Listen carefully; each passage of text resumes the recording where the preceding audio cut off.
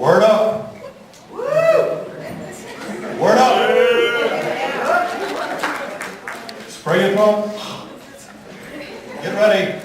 Work it out. Work it out. Welcome to Word Up. I'm Jim Reed. I materialize here once a year to MC this event, and then I disappear. You'll never see me again until next year, maybe, if I do well today. So welcome to our event.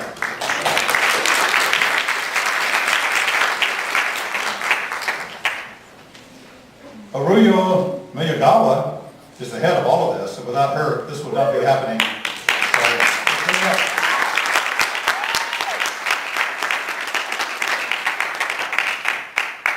Good afternoon. Thank y'all so much for coming. Really, this is a great event, and I really applaud our student poets because this takes a lot of effort and guts. I mean, I can't imagine, well, writing a poem for one thing, and then to perform it in front of an audience, I would just be terrified. So anyway, this is the second annual Word Up contest. We plan to do this every year. So those of you that aren't graduating, I hope to see some of you back here next year. So, on with the show. Okay, in case you don't know how it works, and in case I don't either, you'll have to correct me. We're doing poems today inspired by one of 4 different works of art that are here in the museum.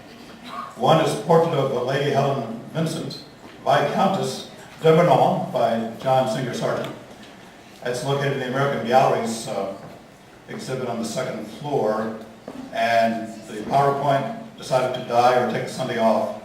So you'll have to imagine this beautiful, beautiful lady, and if you've never seen this, go look for it. You'll just stand transfixed at this wonderful 3-dimensional almost image done by an artist who obviously loved beautiful women because he just brings all of her out into your face. It's just a wonderful thing.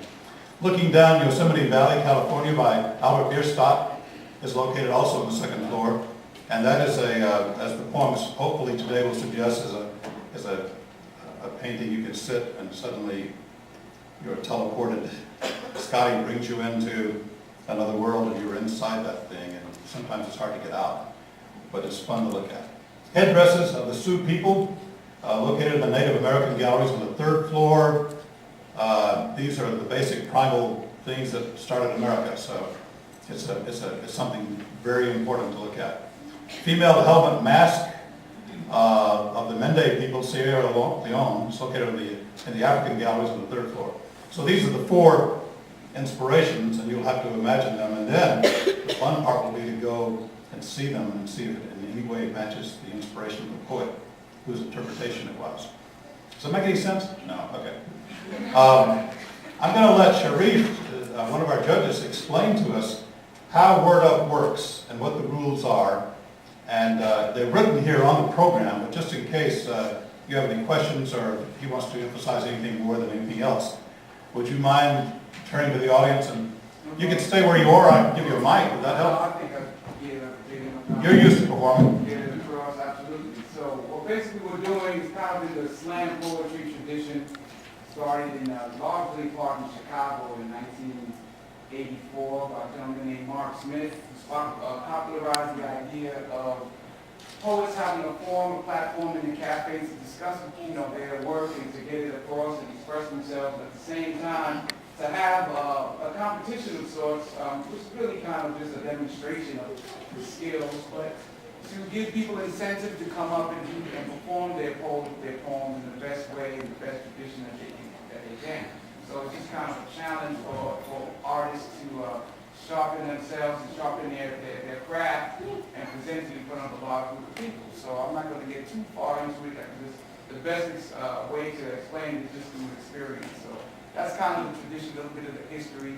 Mark Smith from Chicago really started in 1984 up until today. So this is really like the 25th year of slam poetry. There's a national slam competition. There's one that's brewing here in Montevallo. Hopefully will be manifesting itself and as you guys get to see. So give a round of applause for our gladiators who are coming up.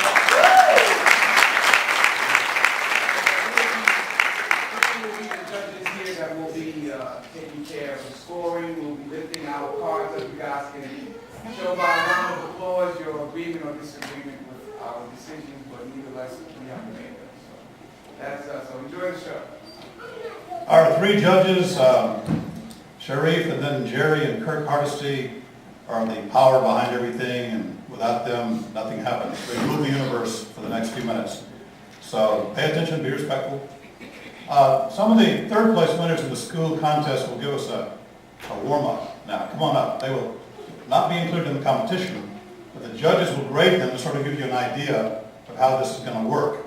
So, y'all want to come on up? Do we have the names? Well, I draw the names out of my Tupperware. There's a salami sandwich in there too. So. Eboni Price. Is Eboni here? Come on.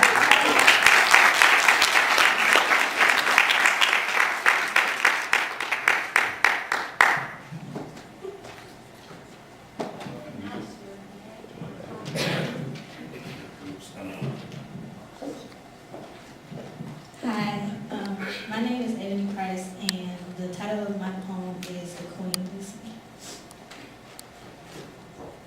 Royal, regal, and proud, I stand on my throne, head without crown.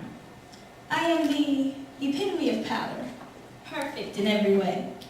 The queen of the kingdom, a bed of jewels is where I lay. Expensive furs and jewelry draped around my neck. I must stay poised, for a lady must look good to keep her subjects in check. I pose for a portrait, face without smile nor frown. Perfect posture and no wrinkles in my gown. For this picture must be perfect and all generations will see the perfect image of a queen, and that image will be me.